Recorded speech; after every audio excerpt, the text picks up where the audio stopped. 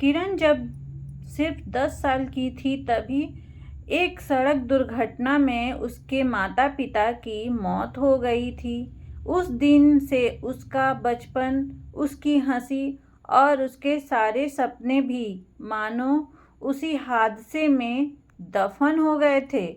उसके चाचा उसे अपने घर तो ले आए, लेकिन चाची ने उसे कभी बेटी नहीं माना, बल्कि घर की नौकरानी से भी बदतर जिंदगी दे दी। सुबह अंधेरा रहते उठना, पूरे घर की सफाई, बर्तन, कपड़े, खाना बनाना, मेहमानों की सेवा करना और रात सबसे आखिर में बचा खुचा खाना खाना, यही उसकी दिनचर्या बन गई।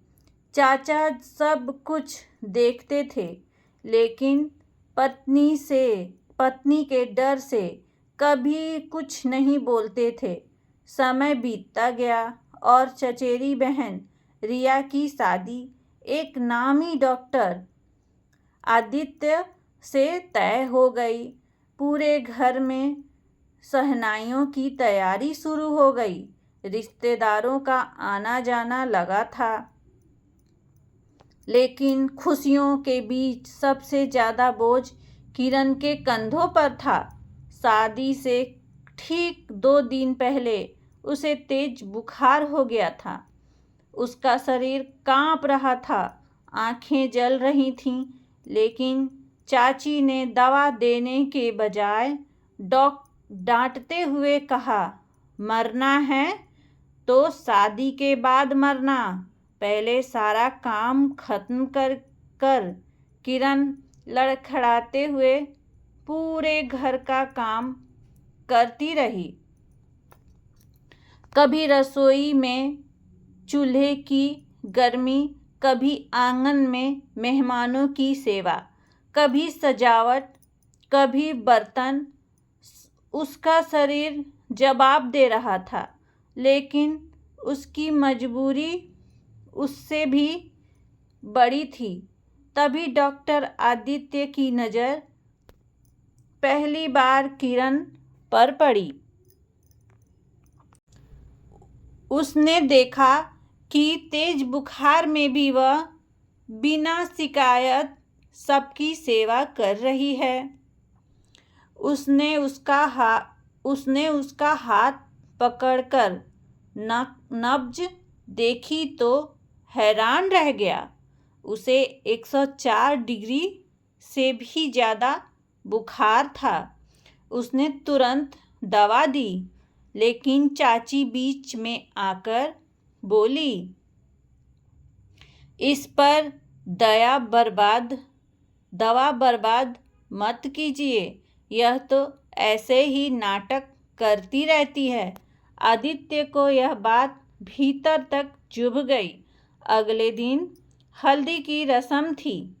किरण बुखार में भी सबके लिए पकवान बना रही थी। अचानक चक्कर खाकर गिर पड़ी और गर्म कढ़ाई उसके हाथ पर पलट गई। वह दर्द से चीख उठी, लेकिन चाची ने तो उसे उठाने के बजाय सबके सामने थप्पड़ मार दिया और चिल्लाने लगी, मनहूस मेरी बेटी की शादी खराब करना चाहती है। पूरा समाज खड़ा तमाशा देखता रहा।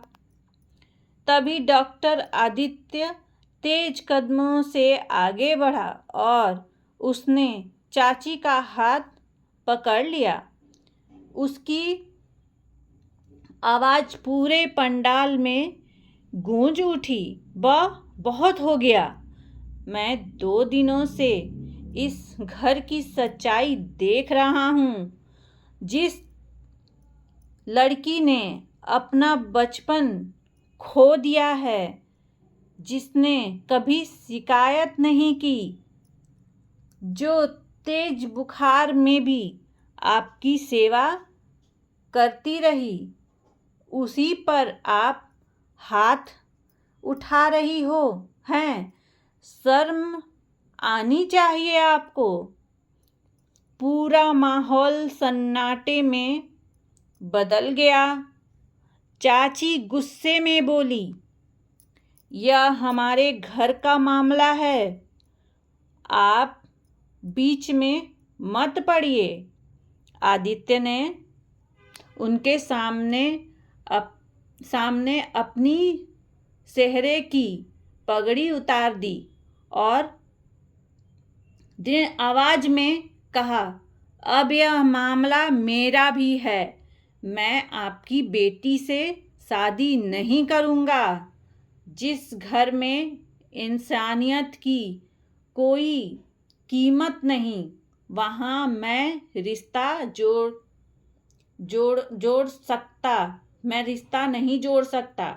मैं इस शादी से इनकार करता हूँ। यह सुनते ही हंगामा मच गया। रिश्तेदार तरह तरह की बातें करने लगे।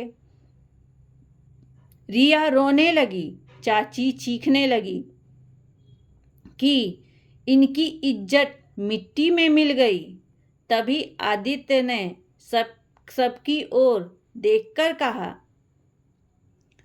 जिस लड़की को आप नौकरानी समझते रहें, वही इस घर की सबसे बड़ी ताकत है।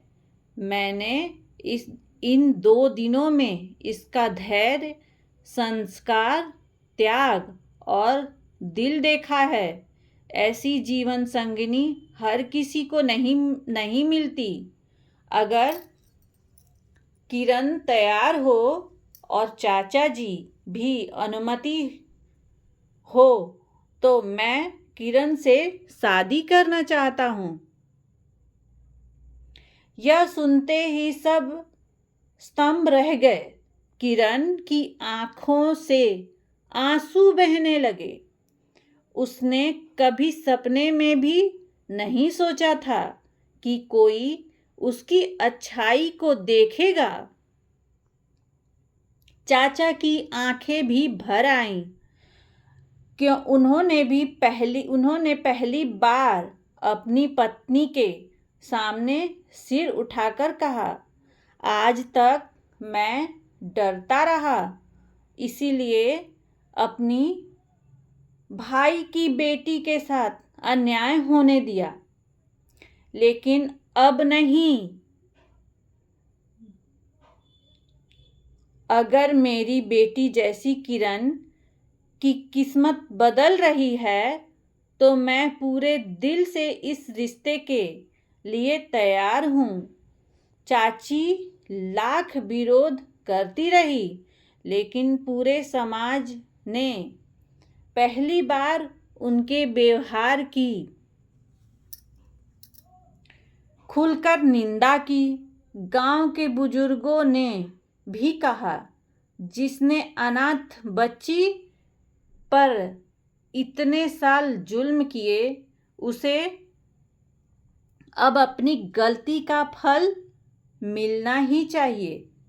मिल रहा है। आखिरकार उसी मंडप में जहां रिया की शादी होनी थी, किरण और डॉक्टर आदित्य का विवाह हुआ।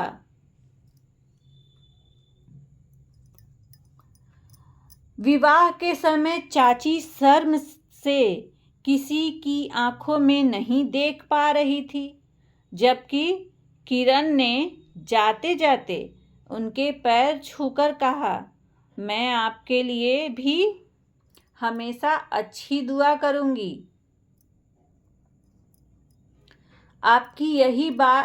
उसकी यही बात सुनकर वहां मौजूद हर व्यक्ति की आंखें नम हो गईं।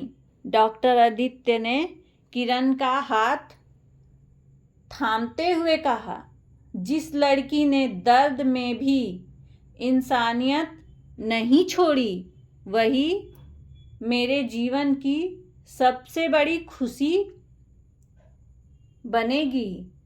उस दिन पूरे गांव ने समझ लिया कि सुंदरता चेहरे में नहीं, बल्कि संस्कार, सहनशीलता और अच्छे दिल में होती है।